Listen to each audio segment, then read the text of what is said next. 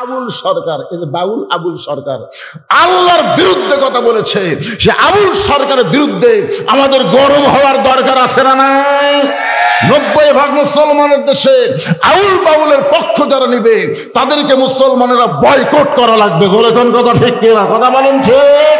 কারা কারা বয়কট করতে রাজি আছেন? দুই হাত তুলে আমার আল্লাহকে দেখান। কিছু কিছু নেতা কিন্তু এই বাউলের পক্ষে, যে বাউল কি কইছে, আল্লাহর আগা মাথা নেই,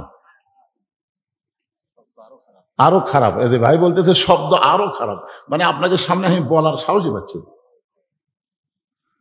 চিন্তা করছেন 90% মুসলমানের দেশে এইরকম কথা বলবে, আর আপনারা শুনেছি হুজুরকে বসে থাকবে। আপনাদের আশেপাশে যারা ওদের পক্ষ নেবে, আশেপাশে নাই, আশেপাশে নাই, টুটি চাপা ধরা লাগবে, টুটি চাপা ধরা লাগবে। আপনারা কি আবু জেহেলের দল করবেন, আবু বকরের দল করবেন? তাহলে আবু বকরের সাইজ কি? আর একবার খালি বলে দেখ, আবু জেহেল 3 ধাপ পিছনে গেছে, 3 ধাপ। তুমি নরম মানুষ, এত গরম হওয়ার পিছনে কারণ কি? আবু বকর বলতেছে আল্লাহ নবীর বিরুদ্ধে কথা শোনার পরে কোন মুসলমান যদি নরম ভূমিকা পালন করে তাহলে বুঝতে হবে সে মুসলমান নাই, মুনাফিক হয়ে গেছে। আবু জেহেল বলতেছে আবু বকর, কি জন্য তোমার নবীকে পাগল কইলাম, তুমি কি একটাবার শুনবা না? আবু বকর বলতেছে তাহলে বলো তো ঘটনা কি? বলে ঘটনা হলো আজকে রাত্রেবেলায় তোমার নবী নাকি বাইতুল মুকাদ্দাসে গেছে, সেখান থেকে তোমার নবী আল্লাহর আরশে গেছে। আল্লাহ পাক তোমার নবীকে 5 ওয়াক্ত নামাজ দিছে, যে বাইতুল মুকাদ্দাসে যাইতে 30 দিন লাগে, আসতে 30 দিন লাগে। আর সে বাইতুল মুকাদ্দাসে আজকে নাকি রাতের বেলা 2 রাকাত নামাজ পড়ে, আবার রাতের বেলায় মক্কা ফেরত আইছে। এখন বলো তো আবু জেহেল, এই কথাকে বিশ্বাস করা যায়? আবু বকর বলতেছে আল্লাহর নবী যদি এই কথা বলে থাকে তাহলে এক বিন্দু মিথ্যা না। আবু জেহেল কয় কে রে, আমার সকালটাই মাটি রে, আমি কার কাছে খবর দিলাম, কাম তো হলো না।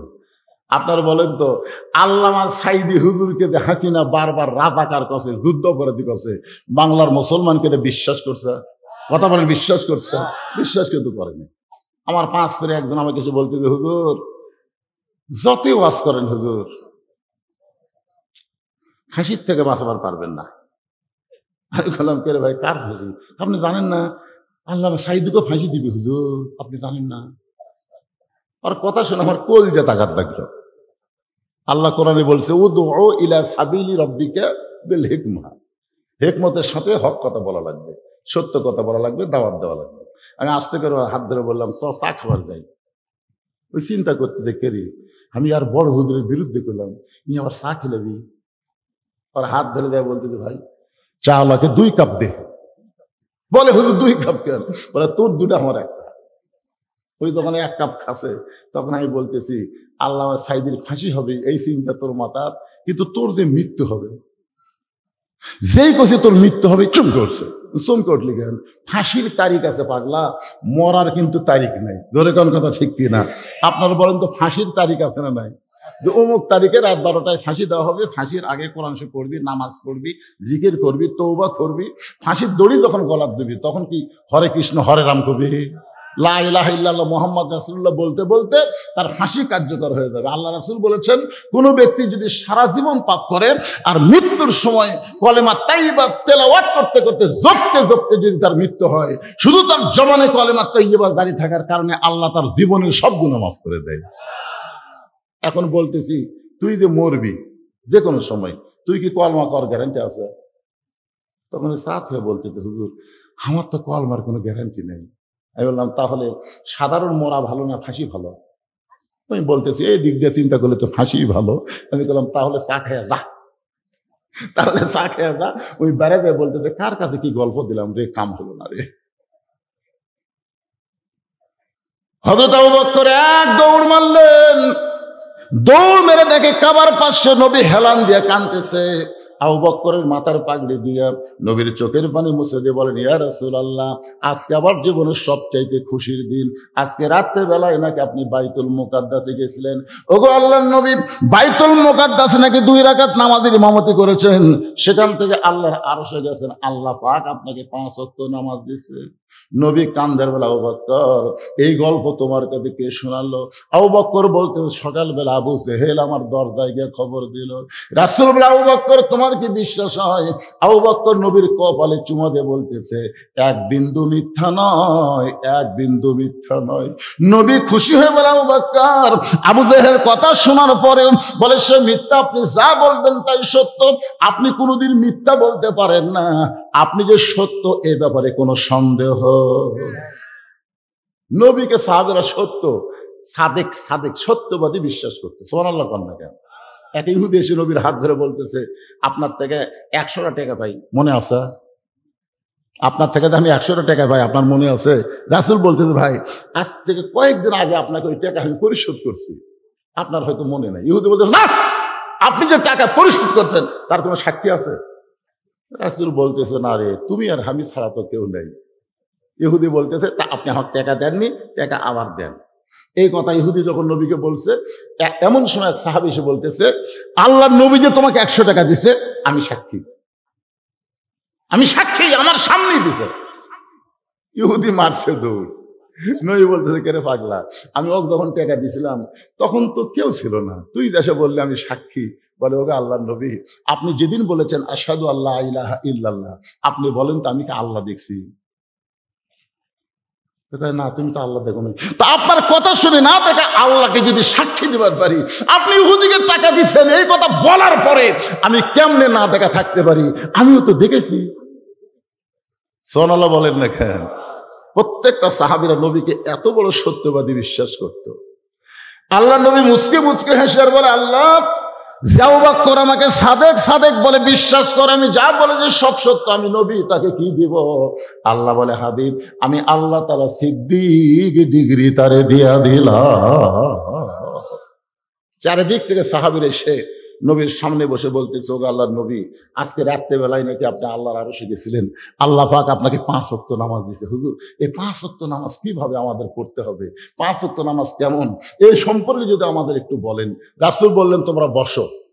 সমস্ত সাহাবীদেরকে নবী বসায় এখন 5 ওয়াক্ত নামাজ সম্পর্কে আলোচনা করবেন। কারণ 24 ঘন্টার মধ্যে সব সময় নামাজ পড়া যাবে না, 5টা সময় আল্লাহ নামাজ ফরজ করছে। ধরে কোন কথা ঠিক কিনা? আপনার যে ফজরের নামাজ পড়েন, আপনার বলেন তো, সূর্য উদয়ের আগে ফজরের নামাজ আল্লাহ ফরজ করলো কেন? সূর্য উদয়ের 1.5 ঘন্টা পরে যদি ফজরের 2 রাকাত ফরজ থাকতো, তাহলে কিন্তু আমাদের এত টেনশন করা লাগতো না। কি একটা কাম রে, যে সময় আরামের ঘুম ধরে এই সময় আসসালাতু খায়রুম মিনান নাম কি দরকার? কিন্তু আল্লাহ তাআলা 24 ঘন্টার মধ্যে এই 5টার সময় কেন পছন্দ করলেন? ফজরের সময় কেন 2 রাকাত ফরজ দিলেন?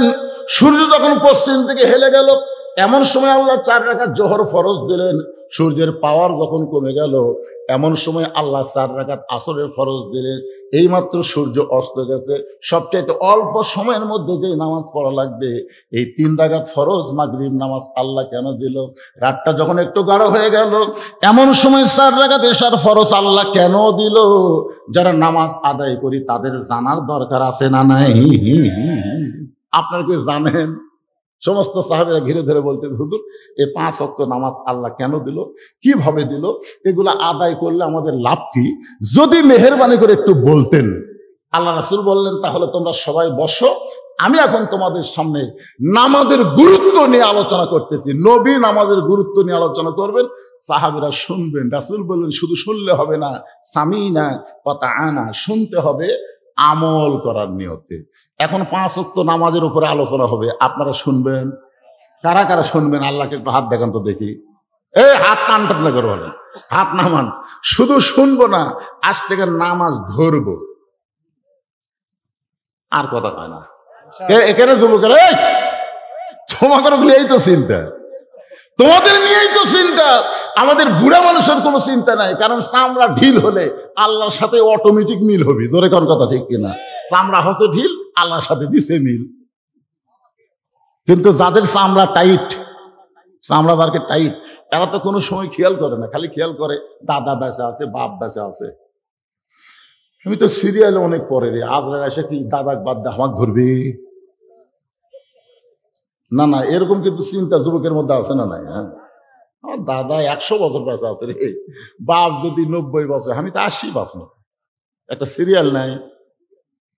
এই জন্য যারা যুবক, তোমাদের জন্য আজকে খুব গুরুত্বপূর্ণ আলোচনা বাজান, মনোযোগ দিয়ে শুনবেন।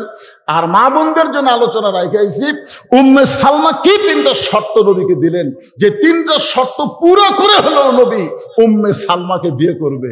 এই 3টা শর্ত আমাদের মা বোনদের শুনতে হবে, না শুনলে মা বোনরা তো জান্নাতে হওয়া খুব কঠিন হয়ে যাবে।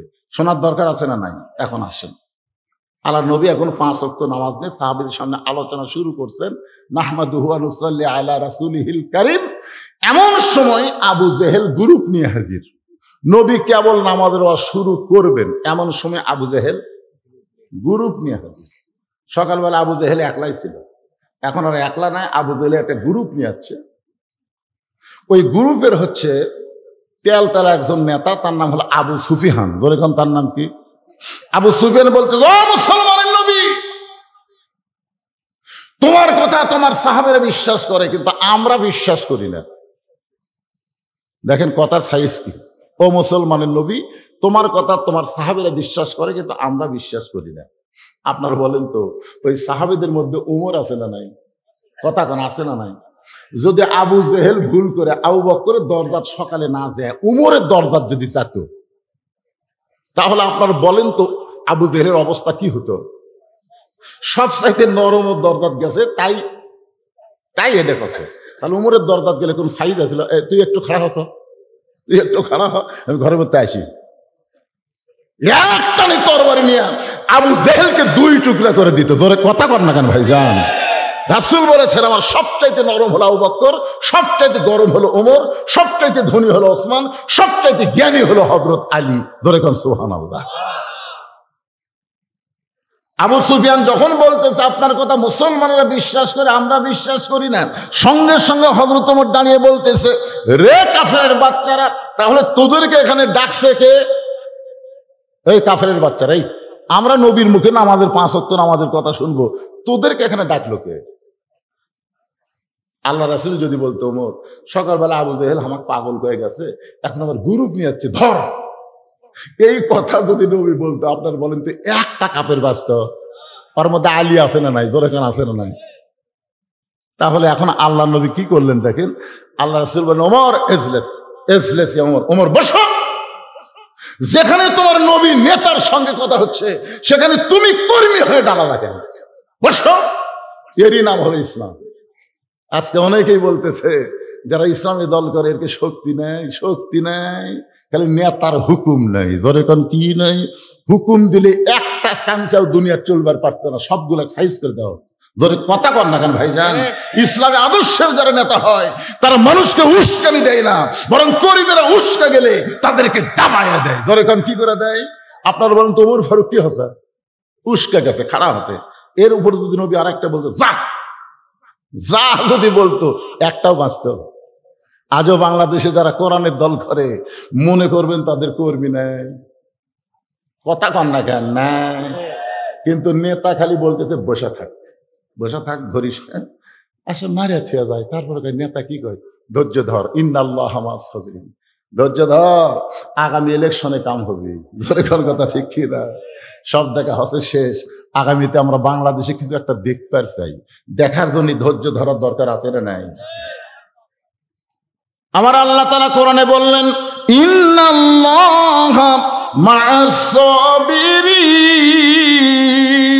ধৈর্যশীলদের সঙ্গে কে থাকে? তাই বলে সব সময় ধৈর্য ধরা যাবে না, সব সময় না। আপনার ঘরের যদি আগুন লাগে, আপনি এখন ধৈর্যশীল হয়ে বসে থাকতেন, তাহলে চলবে? আপনার ছেলে সাঁতার জানে না, পুকুরে পড়ে পানি পান করতেছে, আপনি বলতেছেন ইন্নাল্লাহা মা'আস সাবিরিন, ওই সময় ধৈর্য ধরে থাকলে হবে? এই আমরাও কিন্তু জাগা উঠবো, তবে সব সময় না, জাগা মতো, ঠিক কিনা? জাগা মতো, জাগা মতো চেতন হওয়ার দরকার আছে না নাই? একটু মনোযোগ দিয়ে শুনবেন। আল্লাহ রাসূল বলেন, ওমর তুমি বসো। হযরত ওমরকে নবী বসাই দিয়ে বললেন, ও মক্কার সম্ভ্রান্ত বংশের নেতারা, আমি আমার সাহাবীদের মধ্যে নামাজের আলোচনা করতেছি, আপনারাও আসেন, আপনারাও বসেন। আবু সুফিয়ান বলতেছে, তোমার নামাজের ওয়াজ আমরা শুনতে আসি নাই। রাসূল বললেন, তাহলে কি শুনতে আইছেন? আবু সুফিয়ান বলতেছে, আমার নেতা আবু জেহেল পরপর 2 বার বাইতুল মুকাদ্দাস ভ্রমণ করেছে, যে বাইতুল মুকাদ্দাসে যাইতে লাগে 30 দিন, আসতে লাগে 30 দিন, আর তুমি কইলা আজকে রাত্রে বেলা নাকি বাইতুল মুকাদ্দাসে 2 রাকাত নামাজ পড়াইছো। আমাদের জানার বিষয় হলো বাইতুল মুকাদ্দাসের দরজা জানলা কয়টা, এটা বলে দিলি আমরা চলে যাব। আমাদের নেতা কয়বার গেছে? কতক্ষণ? কয়বার? 2 বার গেছে। যাতে 30 দিন লাগে, আসতে 30 দিন লাগে। আর তুমি আজকে রাত্রে বেলায় নাকি বাইতুল মুকাদ্দাসে গেছো। আমাদের প্রশ্ন হলো বাইতুল মুকাদ্দাসের দরজা জানলা কয়টা, এটা বলে দিলি আমরা চলে যাব। নবীর চোখ দিয়ে দর দর করে পানি আসতেছে। আসলে নবী তো বাইতুল মুকাদ্দাসের মধ্যে ঢুকছে, কিন্তু দরজা জানলা তো। আচ্ছা, আপনাদের এলাকার সবচেয়ে বড় মসজিদ কোনটা? গোপীনাথপুর মসজিদ আছে না নাই? আচ্ছা, জোহরের নামাজ সামনে কাতারে পড়ছে গোপীনাথপুর বাজারের দিন। একজন বলতে হয় তুই নামাজ পড়ছিস, তো সামনে কাতারে পড়ছি, এখন বিশ্বাস হয় না। আরে পাগল, মসজিদের মধ্যে সামনে কাতারে পড়ছি, এখন বিশ্বাস হয় না। আরে সামনে কাতারে পড়ছি, এখন বিশ্বাস হয় না। তোর বিশ্বাস হবে কি দিয়ে? তো মসজিদের মধ্যে কয়টা ফ্যান আছে সেটা কর। হাত দেখায় কে রে ভাই, আমি তো নামাজ পড়বার গেছি রে, আমি তো ফ্যান গুনবার যাইনি রে। আপনারা বলেন তো, মসজিদের মধ্যে ঢুকে কোনদিন ফ্যান গুনছেন? আসলে আল্লাহর নবী ওই বাইতুল মুকাদ্দাসে 2 রাকাত নামাজ পড়াছে, নবী কি দরজা জানলা গুনবার গেছে? কিন্তু এরকে এমন একটা অবান্তর প্রশ্ন, দরজা জানলা কয়টা? নবীর চোখ দিয়ে যখন দর দর করে পানি পড়তেছে, এমন সময় আবু বকর বলতেছে, ইয়া রাসূলুল্লাহ, এরা আপনাকে চূড়ান্ত অপমান করার জন্য আইছে। আপনি দরজা জানলার কথা বলবার না পারলে এরা আপনাকে চূড়ান্ত অপমান করবে। এখন বলেন তো নবী, আপনি কি করবেন? নবী যখন চিন্তায় পড়ে গেছেন, এমন সময় আল্লাহ তাআলা কোরআনের আয়াত নাজিল করলেন, তুইজ্জু মান তাশা ওয়া তুযিল্লু মান তাশা বিয়াদিকাল খায়র ইন্নাকা আলা কুল্লি শাইইন কাদির। সম্মান দেওয়ার মালিককে, অপমান করার মালিককে, ভালো মন্দর মালিককে, সমস্ত ক্ষমতার মালিককে। আল্লাহ তাআলা নবীকে সবার উপরে সম্মান দিয়েছে। ধরে কেন সুবহানাল্লাহ। ফেরেশতা জিবরাইল এসে বলতেছে, ইয়া রাসূলুল্লাহ, আপনি কাঁদেন কেন? ওরা আপনাকে দরজা জানলার প্রশ্ন করছে, আমি গোটা বাইতুল মুকাদ্দাস আপনার সামনে হাজির করব, আপনার সামনে হাজির করে বাইতুল মুকাদ্দাস ঘুরাতে থাকবো, আপনি দরজা জানলা গুনে গুনে উত্তর দিয়ে দিবেন। কারণ সম্মান নবীকে দিছে কে? সেই নবীকে কেউ অপমান করুক, এটাকে আল্লাহ চায়? ফেরেশতা জিবরাইল বাইতুল মুকাদ্দাস নবীর সামনে হাজির করে বাইতুল মুকাদ্দাস নবীর সামনে ঘুরানো শুরু করলেন। নবী দরজা জানলা গুনে গুনে যখন উত্তর দেয়, আবু জেহেল বলতেছে চলো যাই। আবু সুফিয়ান বলতেছে কি কি কি কোন আপনি? দরজা জানলার হিসাব দিতে পারবি না তো, কারণ যেখানে যাইতে 30 দিন, আসতে 30 দিন, আর আজকে রাত্রে গেল। আবু জেহেল বলতেছে অযথা পেপার বাড়িস কা, সজাই সজাই। মানে আবু জেহেল বুঝবার পারছে। সুবহানাল্লাহ। আমার মনে আছে ছোটবেলায়, আমি খুবই ছোট ছিলাম, কিন্তু বাবা একটা চর মারছিল, ওই চর মনে হয় এখন আমার ব্যথা লাগে। ক খ গ ঘ উ পড়তেছি, আমার বাবা বারবার বলতেছে ধরে ধরে পড়, ধরে ধরে পড়, কিন্তু আমি ধরি না। আমি খালি ক খ গ ঘ উ একটা মুখস্থ। কিছুক্ষণ পরে বাবা এসে বলতেছে কটা লেখতো, লেখ ক কি লেখ। তখন আমি ক পড়বার পারি, কিন্তু লেখবার পারি না। তখন আমার বাবা বলতেছে তুই যদি ধরে ধরে পড়তিস, তাহলে কর ঢপ কিরকম, কর সাইজ কিরকম, এটা তোর চোখের মধ্যে আসতো, তুই কলম দিয়ে লিখবার পারতি। কিন্তু তুই খালি মুখস্থ করছিস, কিন্তু কর ঢপ কিরকম, সাইজ কিরকম, কর ঢপ কিরকম, এগুলো তুই তো দেখিস নি রে। এই জন্য নিয়ম হলো ধরে ধরে পড়া লাগবে। ধরে কোন কথা ঠিক কেন? তোর নামাজ খালি পড়লে হবে না, নামাজটা ধরা লাগবে। এই জন্য একটু মনোযোগ দিয়ে শুনবেন। আবু জেহেল নবীর চেহারার দিকে তাকায় বলতেছে, বাজান সন্ধ্যার সময় দেখলাম তুমি সুন্দর, সকালবেলায় দেখতেছি তুমি অতীব সুন্দর। এত সুন্দর তোমার চেহারা হওয়ার পেছনে কারণ কি? আবু জেহেল নবীকে বলতেছে সন্ধ্যার সময় দেখলাম তুমি সুন্দর, কিন্তু সকালবেলা দেখতেছি তুমি অতীব সুন্দর। এত সুন্দর হওয়ার পেছনে কারণ কি? রাসূল বললেন, চাচা এত সুন্দর হওয়ার পেছনে কারণ হলো আজকে রাত্রিবেলা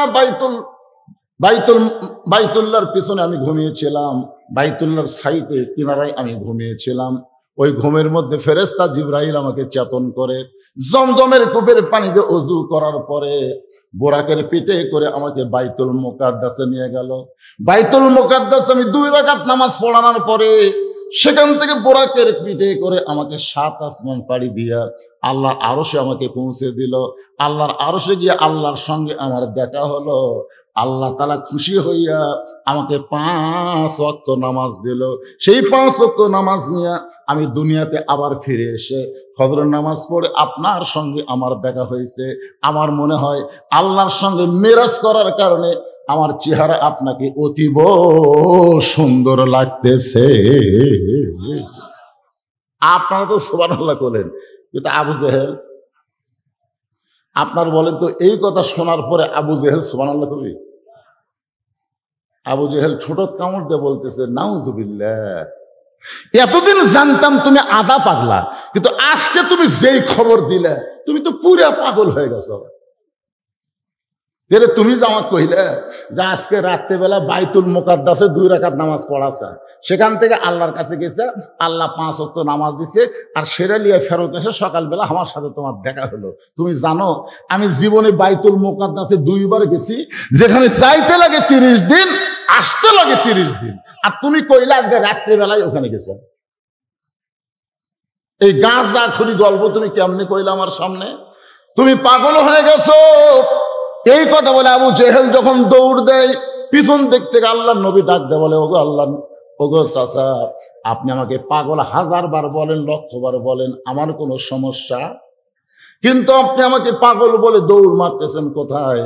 আবু জেহেল বলতেছে, এতদিন ধরে নিয়ত করেছিলাম আমার এলাকা থেকে তোকে তাড়ায় দিব।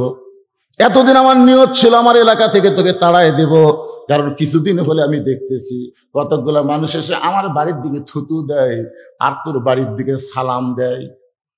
আবু জেহেল কিছুদিন হলে দেখতেছে কিছু কিছু মানুষ আবু জেহেলের বাড়ির দিকে এসে কি করে, থু, আর আল্লাহ নবীর বাড়ির দিকে সালাম দেয়। আবু জেহেল কয় করে একই জায়গার বাড়ি, আমার বাড়ি থুতু দিবি, ওর বাড়ি সালাম দিবি, একটা যে কোনো ভাবি হোক আমার এলাকা ছাড়া করা লাগবে। এরকম কিছু দুশ্মনী লোক আছে না নাই? জোরে কান আছে না? হ্যাঁ, আমি নিয়ত করেছি আমার এলাকা থেকে তোকে ছাড়াবো, কিন্তু কোনো ইস্যু পাচ্ছিলাম না। আজকে পায়ে গেছি, পাগল বলে তোকে আমার এলাকা ছাড়া করব। এই বলে আবু জেহেল সর্বপ্রথম যার দরজায় গেছে তার নাম হলো আবু বকর। আবু জেহেল সর্বপ্রথম যার দরজায় গেছে তার নাম কি? আবু বকর। আবু বকর, আবু বকর ঘরের ভিতর দিয়ে চিন্তা করে, কে এত বড় নেতা সকাল বেলায় আমার ঘরের দরজায়, নেতা কি ভোটর দাঁড়াছে নাকি? আবু জেহেল কি ছোট নেতা না বড় নেতা?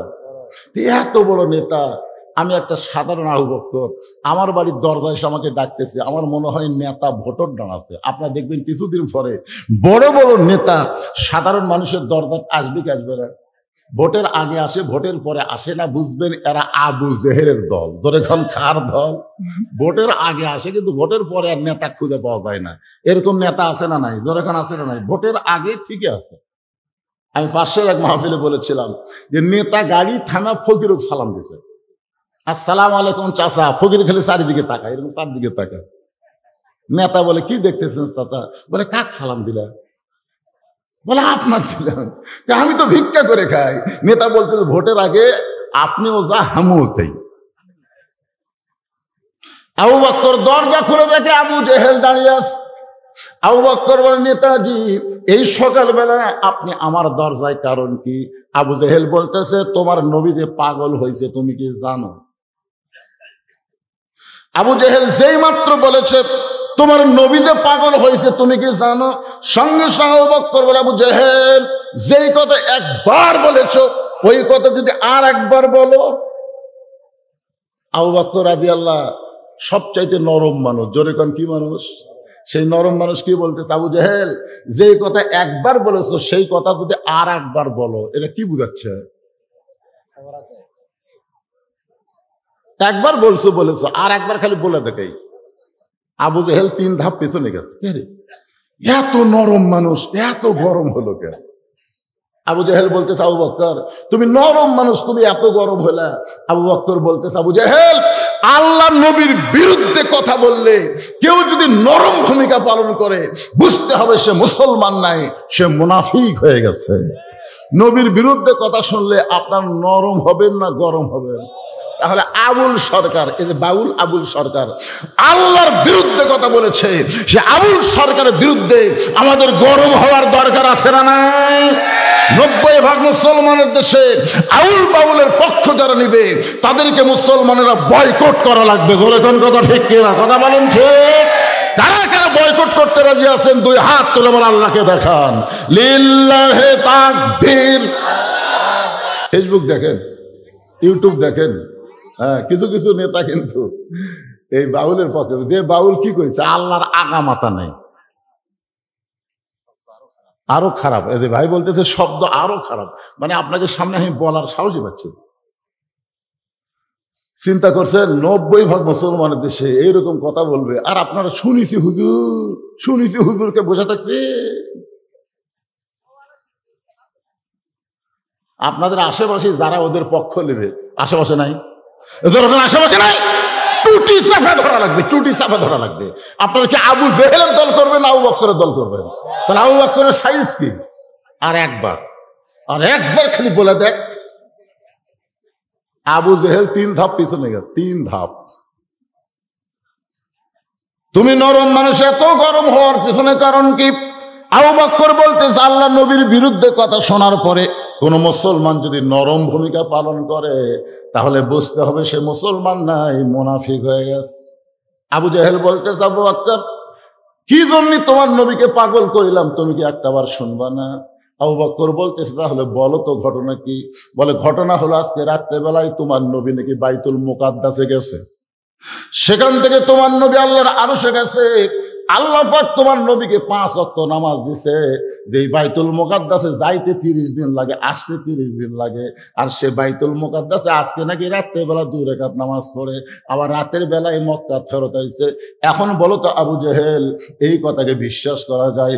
আবু বকর বলতেছে আল্লাহর নবী যদি এই কথা বলে থাকে তাহলে এক বিন্দু মিথ্যা না। আবু জেহেল কয় কে রে, আমার সকালটাই মাটি রে, আমি কার কাছে খবর দিলাম, কাম তো হলো না।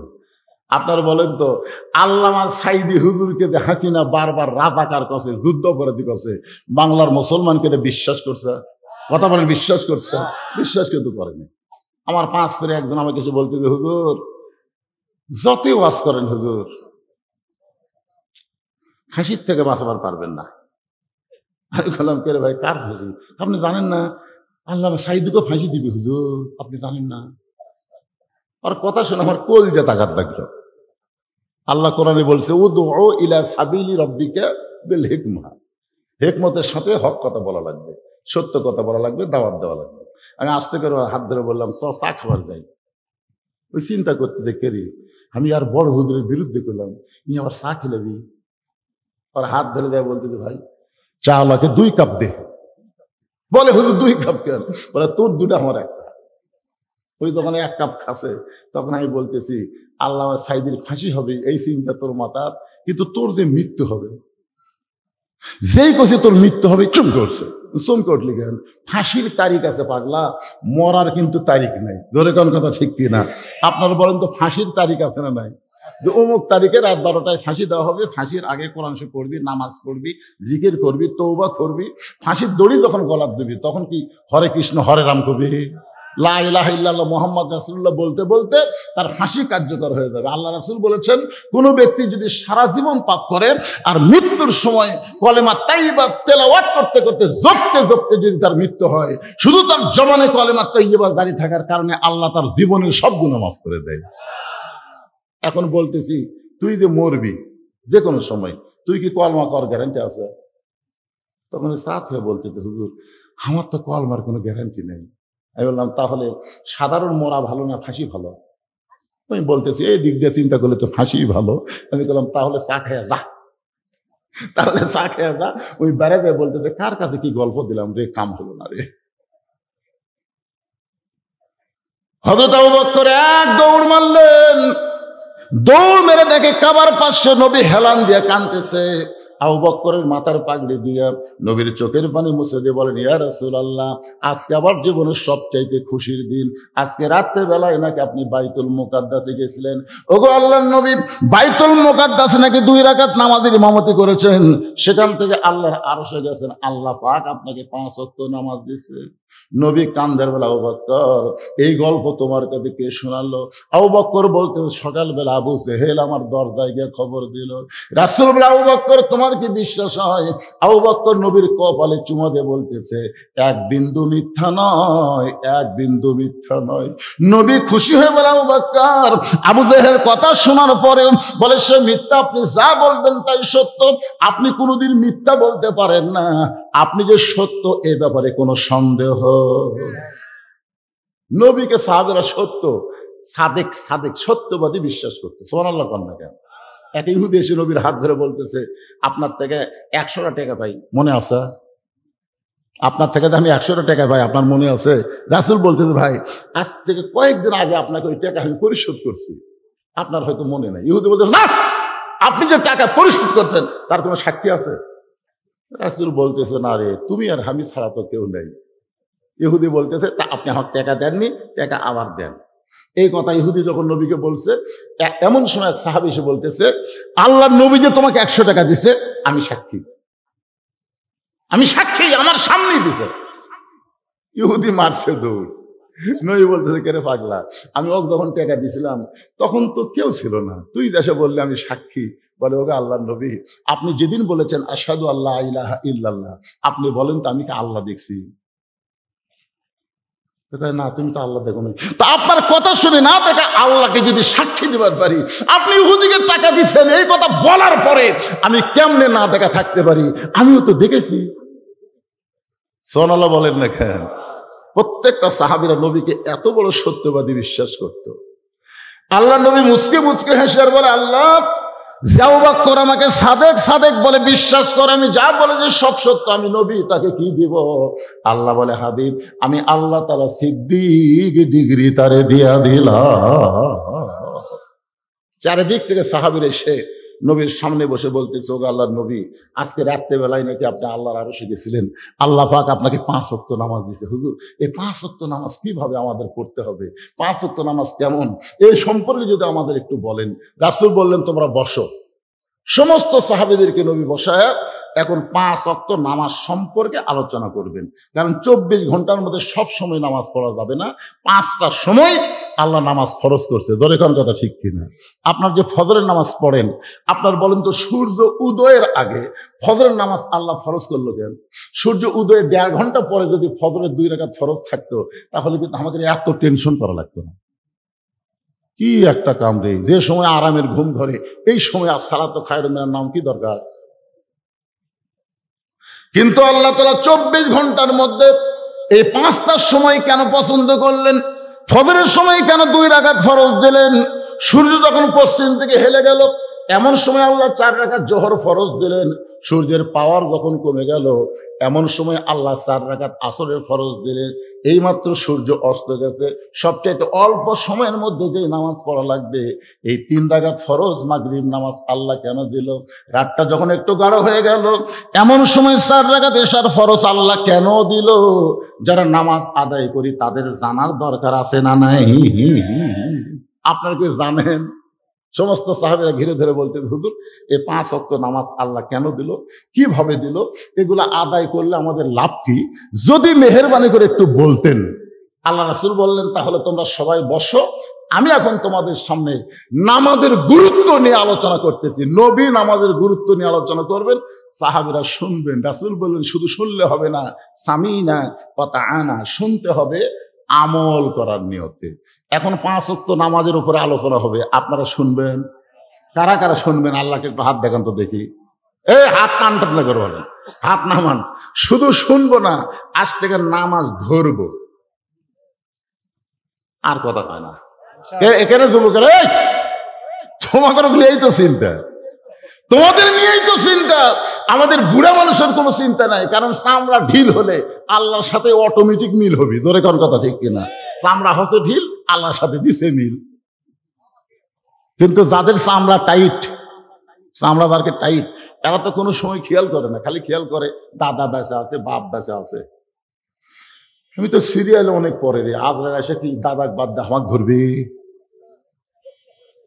না না, এরকম কিন্তু চিন্তা যুবকের মধ্যে আছে না নাই? হ্যাঁ, আমার দাদা 100 বছর বেঁচে আছে রে, বাপ যদি 90 বছর, আমি তো 80 বাঁচব। একটা সিরিয়াল নাই। এই জন্য যারা যুবক, তোমাদের জন্য আজকে খুব গুরুত্বপূর্ণ আলোচনা বাজান, মনোযোগ দিয়ে শুনবেন। আর মা বোনদের জন্য আলোচনা রাখাইছি, উম্মে সালমা কি 3টা শর্ত নবীকে দিলেন, যে 3টা শর্ত পুরো করে হলো নবী উম্মে সালমাকে বিয়ে করবে।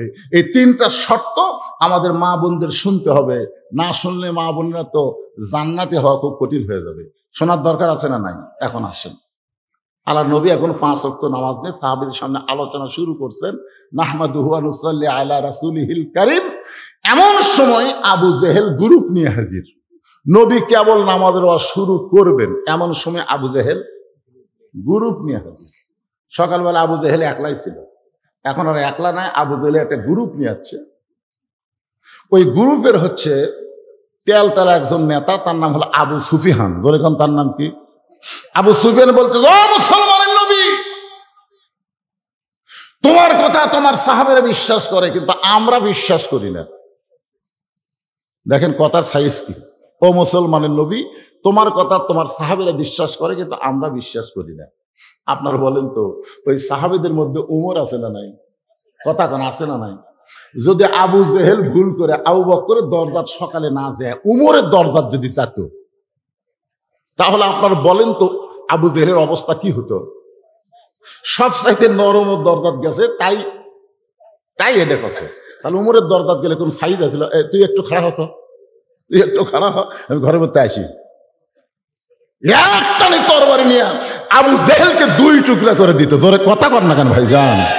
রাসূল বলেছেন, আমার সবচাইতে নরম হলো আবু বকর, সবচাইতে গরম হলো ওমর, সবচাইতে ধনী হলো ওসমান, সবচাইতে জ্ঞানী হলো হযরত আলী। জোরে কোন সুবহানাল্লাহ। আবু সুফিয়ান যখন বলতেছে আপনার কথা মুসলমানেরা বিশ্বাস করে, আমরা বিশ্বাস করি না, সঙ্গে সঙ্গে হযরত ওমর দাঁড়িয়ে বলতেছে, রে কাফেরের বাচ্চারা, তাহলে তোদেরকে এখানে ডাকছে কে? এই কাফেরের বাচ্চারা, এই আমরা নবীর মুখে না আমাদের 5 ওয়াক্ত নামাজের কথা শুনবো, তোদেরকে এখানে ডাকলো কে? আল্লাহ রাসূল যদি বলতো, ওমর সকালবেলা আবু জেহেল আমাকে পাগল হয়ে গেছে, এখন আমার গ্রুপ নিয়ে যাচ্ছে, ধর। এই কথা যদি নবী বলতো, আপনার বলেন তো একটা কাপের বাস্ত ওর মধ্যে আলী আছে না নাই? জোরেখান আছে না নাই? তাহলে এখন আল্লাহ নবী কি করলেন দেখেন। আল্লাহ রাসূল বলেন, ওমর এজলেস, এজলেস ওমর, ওমর বসো। যেখানে তোমার নবী নেতার সঙ্গে কথা হচ্ছে, সেখানে তুমি কর্মী হয়ে দাঁড়ালা কেন? বসো। এরই নাম হলো ইসলাম। আজকে অনেকেই বলতেছে যারা ইসলামী দল করে, এর শক্তি নেই, শক্তি নেই, খালি নেতার হুকুম নেই। ধরে কোন কি নেই? হুকুম দিলে একটা চামচাও দুনিয়ার চলবার পারত না, সবগুলো সাইজ করে দাও। ধরে কথা কর না কেন ভাইজান? ইসলামী আদর্শের যারা নেতা হয়, তারা মানুষকে উস্কানি দেয় না, বরং কর্মীরা উস্কা গেলে তাদেরকে দাবাইয়া দেয়। ধরে কোন কি করে দেয়? আপনার বলেন তো ওমর ফারুক কি হচ্ছে? উস্কা গেছে, খারাপ হচ্ছে।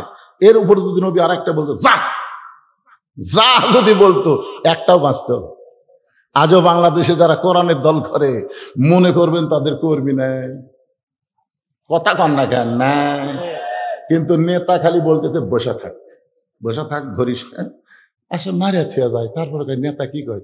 ধৈর্য ধর, ইন্নাল্লাহ মা'আস সাবিরিন, ধৈর্য ধর, আগামী ইলেকশনে কাম হবে।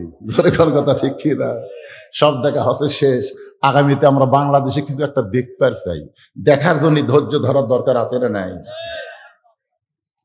আমার আল্লাহ তাআলা কোরআনে বললেন, ইন্নাল্লাহা মা'আস সাবিরিন, ধৈর্যশীলদের সঙ্গে কে থাকে? তাই বলে সব সময় ধৈর্য ধরা যাবে না, সব সময় না। আপনার ঘরের যদি আগুন লাগে, আপনি এখন ধৈর্যশীল হয়ে বসে থাকতেন, তাহলে চলবে? আপনার ছেলে সাঁতার জানে না, পুকুরে পড়ে পানি পান করতেছে, আপনি বলতেছেন ইন্নাল্লাহা মা'আস সাবিরিন, ওই সময় ধৈর্য ধরে থাকলে হবে? এই আমরাও কিন্তু জাগা উঠবো, তবে সব সময় না, জাগা মতো, ঠিক কিনা? জাগা মতো, জাগা মতো চেতন হওয়ার দরকার আছে না নাই? একটু মনোযোগ দিয়ে শুনবেন। আল্লাহ রাসূল বলেন, ওমর তুমি বসো। হযরত ওমরকে নবী বসাই দিয়ে বললেন, ও মক্কার সম্ভ্রান্ত বংশের নেতারা, আমি আমার সাহাবীদের মধ্যে নামাজের আলোচনা করতেছি, আপনারা আসেন, আপনারাও বসেন। আবু সুফিয়ান বলতেছে, তোমার নামাজের ওয়াজ আমরা শুনতে আসি নাই। রাসূল বললেন, তাহলে কি শুনতে আইছেন? আবু সুফিয়ান বলতেছে, আমার নেতা আবু জেহেল পরপর 2 বার বাইতুল মুকাদ্দাস ভ্রমণ করেছে। যে বাইতুল মুকাদ্দাসে যাইতে লাগে 30 দিন, আসতে লাগে 30 দিন। আর তুমি কইলা আজকে রাত্রে বেলা নাকি বাইতুল মুকাদ্দাসে 2 রাকাত নামাজ পড়াইছো। আমাদের জানার বিষয় হলো বাইতুল মুকাদ্দাসের দরজা জানলা কয়টা, এটা বলে দিলি আমরা চলে যাব। আমাদের নেতা কয়বার গেছে? কথা কান, কয়বার? 2 বার গেছে। যাতে 30 দিন লাগে, আসতে 30 দিন লাগে। আর তুমি আজকে রাত্রে বেলায় নাকি বাইতুল মুকাদ্দাসে গেছো। আমাদের প্রশ্ন হলো বাইতুল মুকাদ্দাসের দরজা জানলা কয়টা, এটা বলে দিলি আমরা চলে যাব। নবীর চোখ দিয়ে দর দর করে পানি আসতেছে। আসলে নবী তো বাইতুল মুকাদ্দাসের মধ্যে ঢুকছে, কিন্তু দরজা জানলা তো। আচ্ছা, আপনারা যে আপনাদের এলাকার সবচেয়ে বড় মসজিদ কোনটা? গোপীনাথপুর মসজিদ আছে না নাই? আচ্ছা, জোহরের নামাজ সামনে কাতারে পড়ছে গোপীনাথপুর বাজারের দিন। একজন বলতে হয় তুই নামাজ পড়ছিস, তো সামনে কাতারে পড়ছি, এখন বিশ্বাস হয় না। আরে পাগল, মসজিদের মধ্যে সামনে কাতারে পড়ছি, এখন বিশ্বাস হয় না। আরে সামনে কাতারে পড়ছি, এখন বিশ্বাস হয় না। তোর বিশ্বাস হবে কি দিয়ে কর? তো মসজিদের মধ্যে কয়টা ফ্যান আছে সেটা কর। হাত দেখায় কে রে ভাই, আমি তো নামাজ পড়বার গেছি রে, আমি তো ফ্যান গুনবার যাইনি রে। আপনারা বলেন তো, মসজিদের মধ্যে ঢুকে কোনদিন ফ্যান গুনছেন? আসলে আল্লাহর নবী ওই বাইতুল মুকাদ্দাসে 2 রাকাত নামাজ পড়াছে, নবী কি দরজা জানলা গুনবার গেছে? কিন্তু এর এমন একটা অবান্তর প্রশ্ন, দরজা জানলা কয়টা? নবীর চোখ দিয়ে যখন দর দর করে পানি পড়তেছে, এমন সময় আবু বকর বলতেছে, ইয়া রাসূলুল্লাহ, এরা আপনাকে চূড়ান্ত অপমান করার জন্য আইছে। আপনি দরজা জানলার কথা বলবার না পারলে এরা আপনাকে চূড়ান্ত অপমান করবে। এখন বলেন তো নবী, আপনি কি করবেন? নবী যখন চিন্তায় পড়ে গেছেন, এমন সময় আল্লাহ তাআলা কোরআনের আয়াত নাজিল করলেন, তুইজ্জু মান তাশা ওয়া তুযিল্লু মান তাশা বিয়াদিকাল খায়র ইন্নাকা আলা কুল্লি শাইইন কাদির। সম্মান দেওয়ার মালিককে, অপমান করার মালিককে, ভালো মন্দর মালিককে, সমস্ত ক্ষমতার মালিককে। আল্লাহ তাআলা নবীকে সবার উপরে সম্মান দিয়েছে। ধরে কেন সুবহানাল্লাহ। ফেরেশতা জিবরাইল এসে বলতেছে, ইয়া রাসূলুল্লাহ, আপনি কাঁদেন কেন? ওরা আপনাকে দরজা জানলার প্রশ্ন করছে, আমি গোটা বাইতুল মুকাদ্দাস আপনার সামনে হাজির করব, আপনার সামনে হাজির করে বাইতুল মুকাদ্দাস ঘুরাতে থাকবো, আপনি দরজা জানলা গুনে গুনে উত্তর দিয়ে দিবেন। কারণ সম্মান নবীকে দিছে কে? সেই নবীকে কেউ অপমান করুক, এটাকে আল্লাহ চায়? ফেরেশতা জিবরাইল বাইতুল মুকাদ্দাস নবীর সামনে হাজির করে বাইতুল মুকাদ্দাস নবীর সামনে ঘুরানো শুরু করলেন। নবী দরজা জানলা গুনে গুনে যখন উত্তর দেয়, আবু জেহেল বলতেছে, চলো যাই। আবু সুফিয়ান বলতেছে, কি কি কি কোন আপনি? দরজা জানলার হিসাব দিবেন পারবি না তো, কারণ যেখানে যাইতে 30 দিন, আসতে 30 দিন, আর আজকে রাত্রে গেল। আবু জেহেল বলতেছে, অযথা পেপার বাড়িস কা, সজাই সজাই। মানে আবু জেহেল বুঝবার পারছে। সুবহানাল্লাহ। কেন এখন বড় নেতা যদি যাবার কয়, চামচারা থাকে, সব চামচারা চলে গেছে, কিন্তু আবু সুফিয়ান পিছন ছাড়ে না, খালি কয় নেতা। এই চলো যাই মানে বুঝলাম না। আমরা আসলাম চূড়ান্ত অপমান করার জন্য, আর অপমান না করে আপনি বলতেছেন চলো। এত পেঁচাল বাড়িস কে? চলো যাই শুনবার চালে ঘরের মধ্যে চল। ঘরের মধ্যে দেখ, দরজা জানলা বন্ধ করে বলতেছে, আবু সুফিয়ান দেখ তো ফাঁক ফুঁকের মধ্যে কেউ দাঁড়িয়ে আছে কিনা। বলে, আপনি কি বলবেন? না, কেউ আশেপাশে থাকলে চলবে না। আবু সুফিয়ান তাকায় দেখে আশেপাশে কেউ নাই। আবু জেহেল বলতেছে, আবু সুফিয়ান রে, এই চলো যাই বলার পিছনে কারণ হলো, ওই আল্লাহর শপথ করে বলতেছি, আব্দুল্লাহর এতিম পোলা হলেন আল্লাহর নবী। আবু সুফিয়ান বলতেছে, যদি আল্লাহর নবী হয় তাহলে দরজা জানলা বন্ধ করে কেন? চলেন বাইরে যা মিছিল করি। আবু জেহেল বলতেছে, পাগলা, আমি আগে থেকেই জানি আল্লাহর নবী, কিন্তু মানি না রে, কারণ অক মানবার গেলে আমার নেতৃত্ব থাকে না। আজও বাংলাদেশের সমস্ত মানুষ জানে আলেমরাই হলো নায়েবে রাসূল। জোরে কোন কথা ঠিক কিনা? কিন্তু জানে ঠিকই, মানে না, মানবার গেলে এদের ভুয়া নেতৃত্ব চলবে না। আবু জেহেল গ্রুপ যখন চলে গেছে, এমন সময় আল্লাহ নবী বলতেছেন, রে নবীর আমার সাহাবীরা শোনো, আল্লাহ যখন আমাকে 5 ওয়াক্ত নামাজ দিলেন, সর্বপ্রথম দিলেন ফজরের 2 রাকাত ফরজ, তারপরে দিলেন জোহরের 4 রাকাত, তারপরে দিলেন আসরের 4 রাকাত, তারপরে দিলেন মাগরিবের 3 রাকাত, তারপরে দিলেন এশার 4 রাকাত। এই সর্বসাকুল্যে 17 রাকাত। কয় রাকাত? উমর ফারুক বলতেছে, ইয়া রাসূলুল্লাহ, এটা কেমন যেন একটা বেসাইজ হলো। আল্লাহ রাসূল বললেন, সাইজ কি? সাইজ হলো 5 ওয়াক্ত 10 রাকাত, না হয় 15 রাকাত, না হয় 20 রাকাত। 4 রাকাত করে হলে 20 রাকাত, 3 রাকাত করে 15 রাকাত, 2 রাকাত করে 10 রাকাত। কিন্তু এই 17 রাকাত এটা একটা বেসাইজ। আল্লাহ রাসূল বললেন, আল্লাহ যদি দেয় এখানে আপত্তি করার সুযোগ।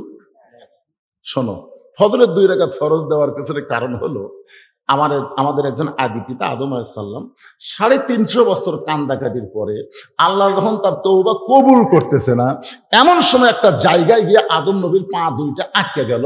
সেই জায়গা হলো বর্তমানে আল্লাহর কাবা ঘর। ধরে কোন সুবহানাল্লাহ। পা যখন আটকে গেছে, আদম কয়, আল্লাহ এতক্ষণ দৌড়াদৌড়ি করলাম, রব্বানা যালামনা কয় কানলাম। আল্লাহ কয়, আদম শুধু কানলে হবে না, একটু চিন্তা ভাবনা করে কান। আদম নবী চিন্তার সাগরে ডুব দিলেন। ডুবতে দেখতে পাইলেন রব্বানা যালামনা বলে শুধু আল্লাহর কাছে কানছে, কিন্তু জান্নাতের দরজায় যে মোহাম্মদ রাসূলুল্লাহ আছে, সেই মোহাম্মদ রাসূলের কথা মনে নাই। আদম বলে, আল্লাহ ওই নবীকে ওসিলা করে আমি তওবা করব। আল্লাহ বলে, আর কান্দা লাগবে না, তোর তওবা আমি কবুল করে নিলাম। সঙ্গে সঙ্গে আদম নবী শুকরিয়া তান ওই কাবা ঘরের জায়গার মধ্যে 2 রাকাত নামাজ আদায় করে। আল্লাহ বলে, হাবিবুল্লাহ, ওই আদম নবীর 2 রাকাত নামাজ আমি আল্লাহর এতই ভালো লাগছে, আপনার উম্মতের জন্য ফজরের ফরজ হিসাবে দিয়ে দিলাম।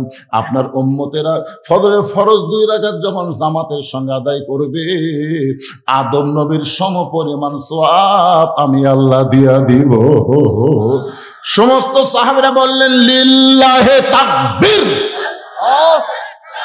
ফজরের 2 রাকাত ফরজ নামাজ জামাত আদায় করলে আদম নবীর সমপরিমাণ যদি সওয়াব হয়, আমাদের জীবন যাবে, কিন্তু ফজরের নামাজ কোনোদিন বাদ যাবে না। সুবহানাল্লাহ। খান না কি? ফজরের নামাজ যদি জামাতে না পড়েন তাহলে আপনি কি হবেন? 2 ওয়াক্ত নামাজ যদি জামাতে না পড়েন, বাড়িতে পড়লেও আপনি মুনাফিক হবেন। একটা হলো ফজর, একটা হলো এশা। এখন আপনাদের মসজিদের মুয়াজ্জিন আছে, এটি মুয়াজ্জিন আছে, কোটি মুয়াজ্জিনকে জিজ্ঞাসা করা যাবে যে হরি সারা ফজরের মুসল্লি কয়জন হয়?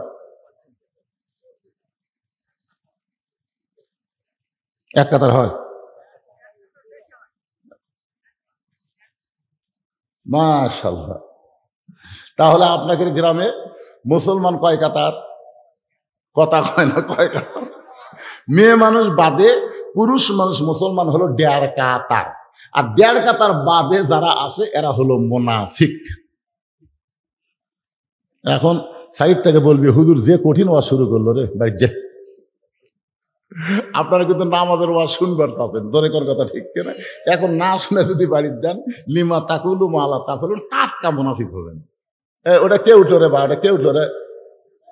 না, অসুবিধা নেই, মুরব্বী মানুষ তো, অসুবিধা নেই। ওই মুরব্বীর ওয়াজ শোনা লাগবে না।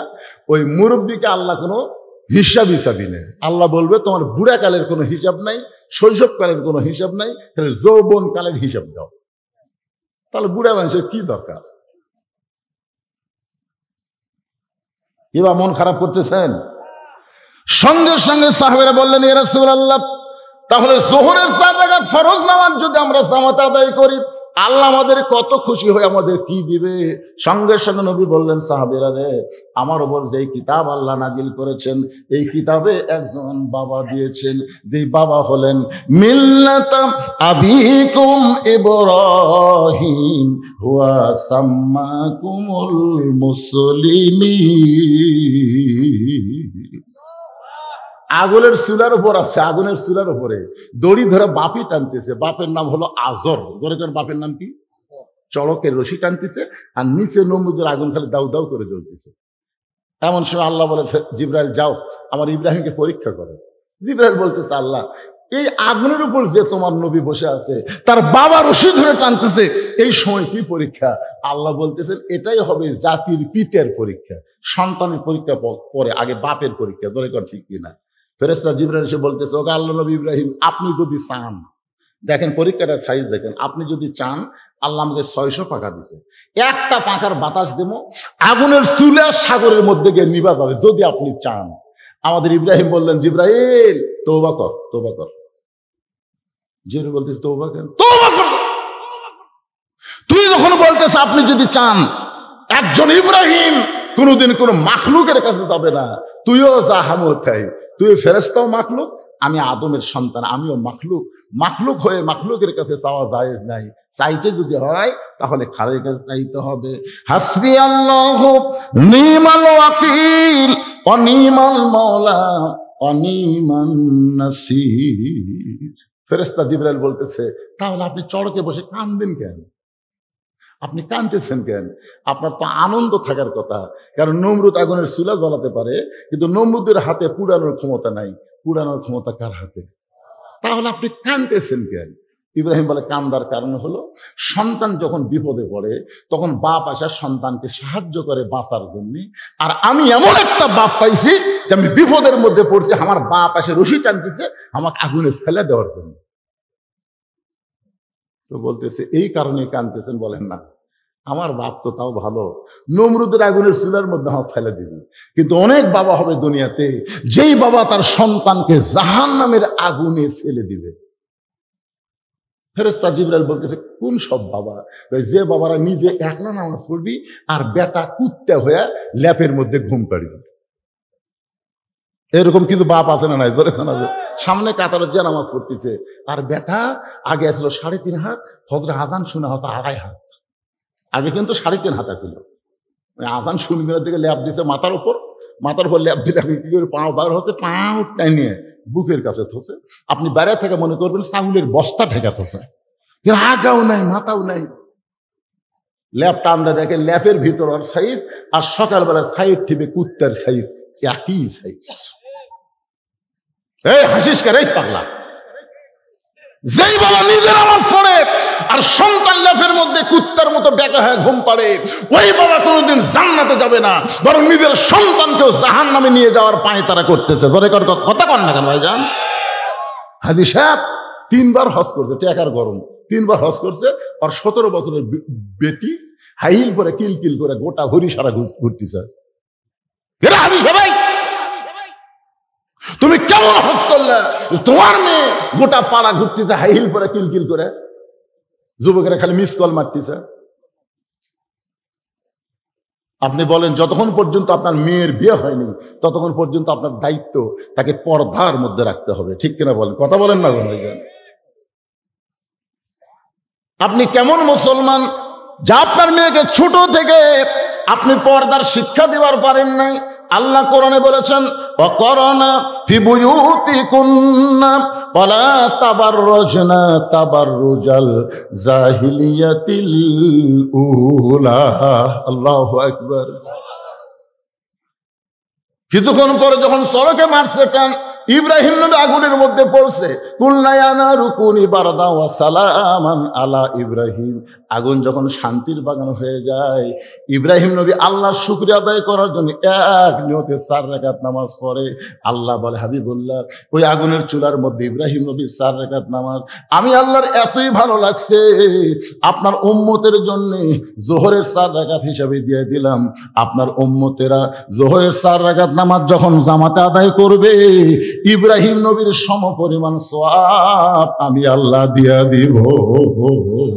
লিল্লাহি তাকবীর।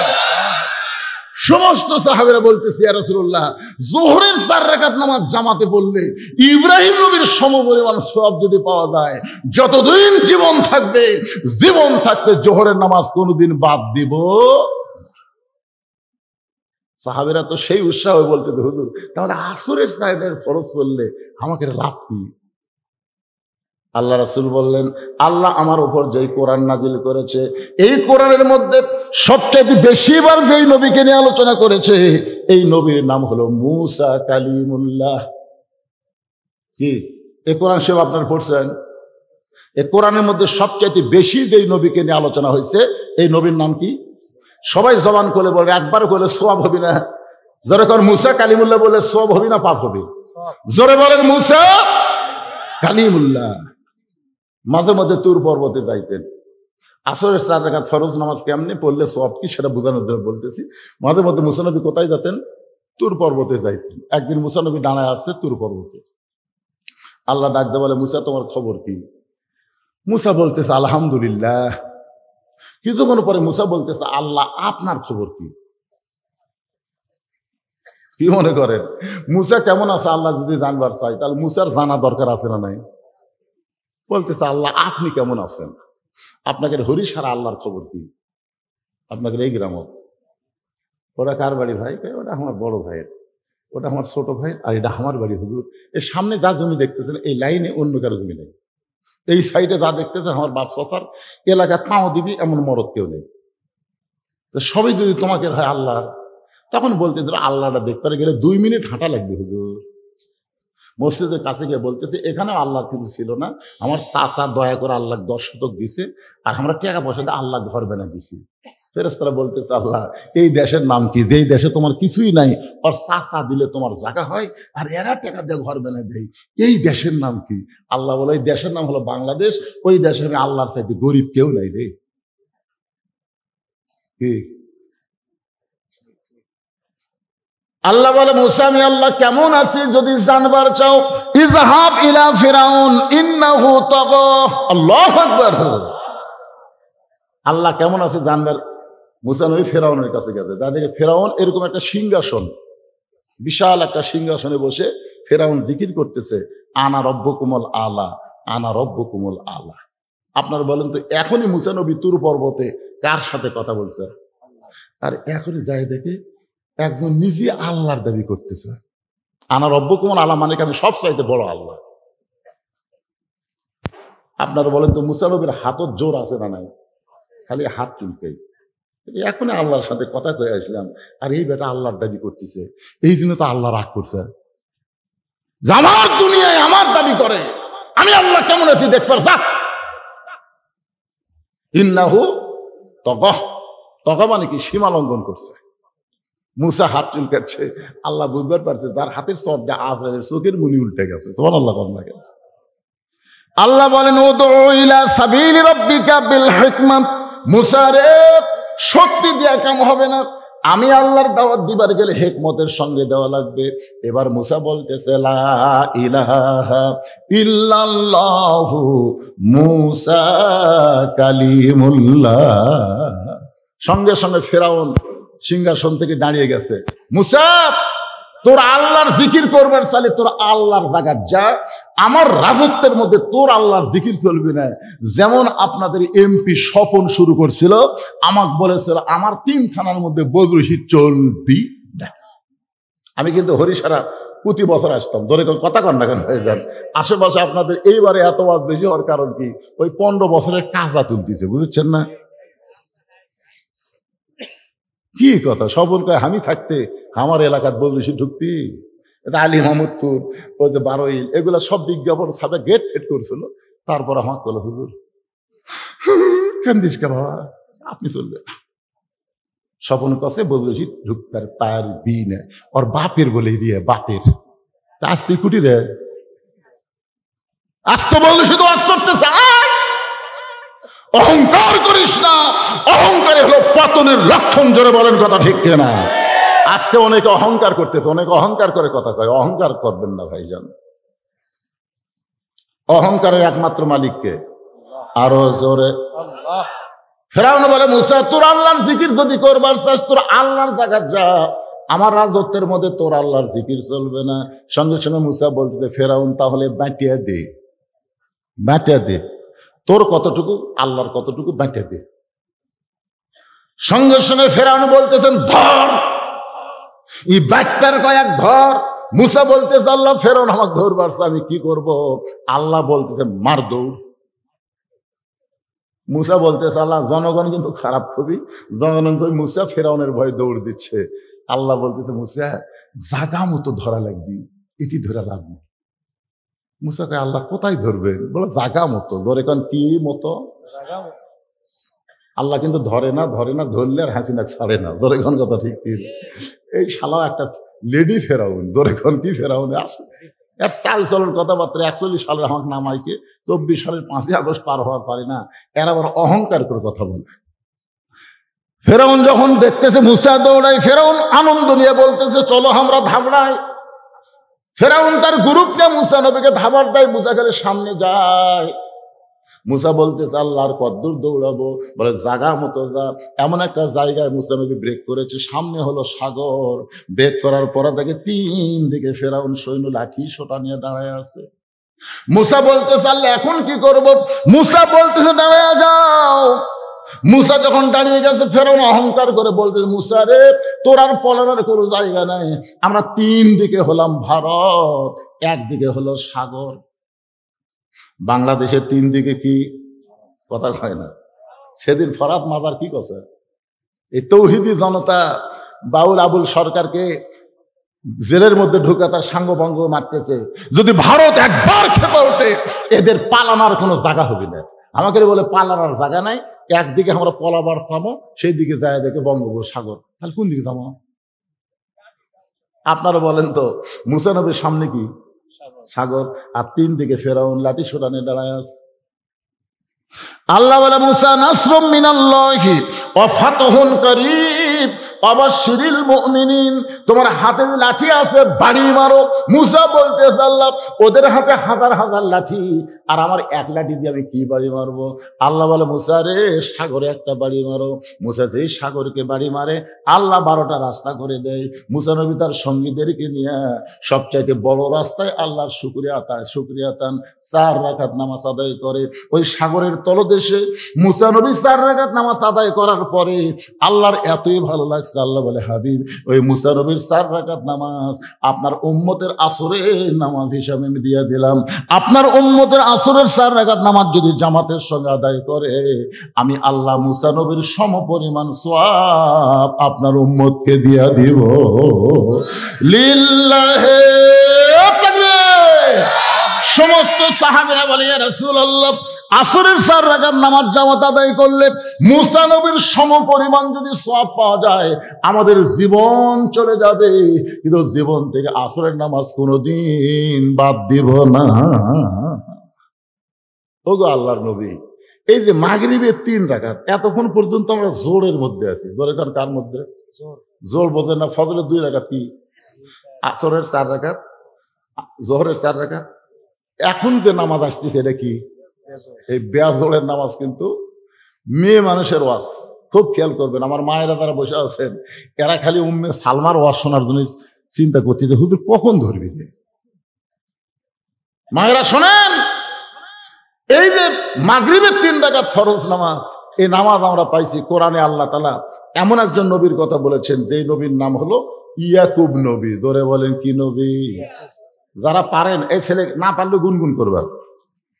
ইয়াকুব নবী বাস করিতেন কেনানে, সবার চাইতে ভালোবাসতেন ইউসুফকে। আপনারা বলেন তো ইয়াকুব নবীর বউ কয়টা? 2টা বউ। কয়টা? 2টা বউ। হ্যাঁ না, 2 বউ। ইয়াকুব নবীর বউ হলো 2টা। কোরআন শরীফে আল্লাহ যেখানে বিয়ার আয়াত দিতে, সেখানে 2 দিয়েই শুরু করছে। 2টা বিয়া করো, মানে 2টার মধ্যে যে কি মজা আছে, যারা করেনি তারা বুঝবি না। কারণ আমাকে এক বউ যদি রাগ করে, আমাকে করার কিছুই নেই। এখন ওর রাগ ভাঙানোর জন্য আমাদের বহু চেষ্টা করা লাগে। কিন্তু যারকে 2 বউ আছে, এক বউ রাগ করলে কবি তুই রাগ করছু, ওর কাজ যাবো, দৌড়ে এসে পাও ধরে বলবি জান না আমার রাগ নেই। সতীনের কাছে হিংসা করে, বুঝলেন? খালি যদি করে ওর কাছে যাবো, ওই পাও ধরে কবি জান না, আপনি কি করা লাগবে আমি তাই। 2 বিয়া যারা করছি এরা তো মজা মারতে ভাই।